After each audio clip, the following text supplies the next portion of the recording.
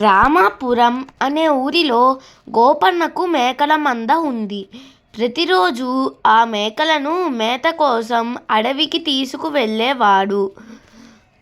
ఆ మందలో ఒక మేకకు పిల్ల పుట్టింది. పుట్టిన పిల్ల అప్పుడప్పుడు మంద నుంచి బయటకు వెళ్ళేది. ఆ విషయం గమనించిన తల్లి గట్టిగా హెచ్చరించింది. అడవిలో క్రూర మృగాలు ఉంటాయి. మంద నుంచి బయటకు వెళ్ళొద్దని గట్టిగా హెచ్చరించింది.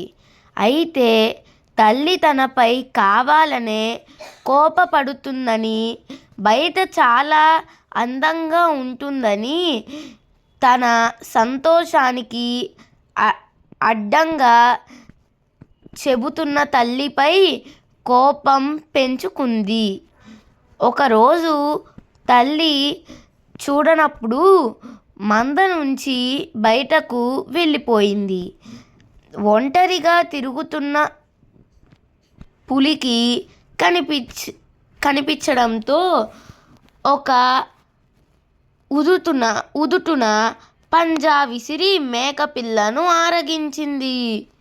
నీతి: పెద్దలు ఏది చెప్పినా అది పిల్లల మంచి కోసమే. వాళ్ళ సంతోషాన్ని అడ్డుకోవాలని కాదు.